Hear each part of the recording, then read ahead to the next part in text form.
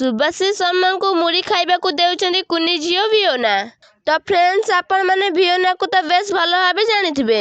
ଅଲିଉଡ୍ ଇଣ୍ଡଷ୍ଟ୍ରିରେ ଜବରଦସ୍ତ ଅଭିନୟ କରୁଥିବା ଅଭିନେତ୍ରୀ ଆନିଶା ଶର୍ମାଙ୍କ କୁନି ଝିଅ ହେଉଛନ୍ତି ଭିଓନା। ତାହେଲେ ଆନିଶା ସୁଭାଶିଷ ଦୁହେଁ ପରସ୍ପରକୁ ସୁଟିଂ ସେଟ୍ରୁ ଭଲ ପାଇ ବିବାହ ବନ୍ଧନରେ ବାନ୍ଧି ହୋଇଥିଲେ। ଆଉ ବାହାଘର ପରେ ତାଙ୍କର ଗୋଟେ କୁନି ସନ୍ତାନ ଜନ୍ମ ନେଇଛନ୍ତି, ତାହାର ନାଁ ରହିଛି ଭିଓନା। ତାହେଲେ ଛୋଟବେଳରୁ ହିଁ ଭିଓନା ଅଭିନୟ ପ୍ରତି ବହୁତ ରୁଚି ରହିଛି।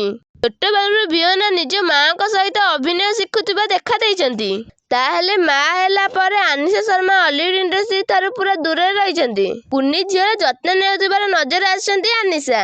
ତାହେଲେ ଆନିଶା ଆଉ ସୁଭାଶିଷ ଦୁହେଁ ପରସ୍ପରକୁ ସୁଟିଂ ସେଟ୍ରୁ ଭଲ ପାଇ ବିବାହ ବନ୍ଧନରେ ବାନ୍ଧି ହୋଇଥିଲେ। ଏବେ ସୁଭାଶିଷ ଶର୍ମା ବହୁତ ସାରା ସିରିଏଲ ଓ ସିନେମାରେ ଅଭିନୟ କରୁଥିବା ବେଳେ ଆନିଶା କିନ୍ତୁ ଓଡ଼ିଆ ସିନେମା କରୁଥିବାର ଦେଖା ଦେଉନାହାନ୍ତି।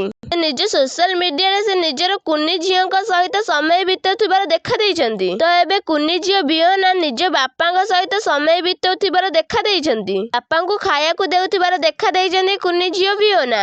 ତାହେଲେ ଭିଓନାକୁ ଏବେ ପ୍ରାୟ 2.5 ବର୍ଷ ସମୟ ହୋଇସାରିଛି। ତାହେଲେ ଆନିଶା ଶର୍ମା ଓ ସୁଭାଶିଷ ଶର୍ମା ନିଜର ପରିବାରଙ୍କ ସହିତ ବହୁତ ଖୁସିରେ ରହୁଛନ୍ତି। ତାହେଲେ ଆନିଶା କହିଛନ୍ତି କି ଆଗାମୀ ଦିନ ମାନଙ୍କରେ ଝିଅ ବଡ଼ ହେଲା ପରେ ସେ ପୁଣି ଥରେ ଅଲିଉଡ୍ ଇଣ୍ଡଷ୍ଟ୍ରିକୁ ଫେରିବେ। ହେଲେ ଏଇ ଦିନଟି କେବେ ଆସିବ ଏପର୍ଯ୍ୟନ୍ତ ଜଣା ପଡ଼ିନାହିଁ। ତାହେଲେ ଆପଣମାନେ ତ ଆନିଶା ଶର୍ମାଙ୍କ ଅଭିନୟ ନିଶ୍ଚିନ୍ତ ଭାବେ ଦେଖିଥିବେ। ତ ଫ୍ରେଣ୍ଡସ୍, ଆପଣମାନଙ୍କୁ ଆନିଶା ଶର୍ମା କେମିତି ଲାଗନ୍ତି, ତାଙ୍କ ଅଭିନୟ ଆପଣମାନଙ୍କୁ କେମିତି ଲାଗେ ଆମକୁ କମେଣ୍ଟ କରନ୍ତୁ।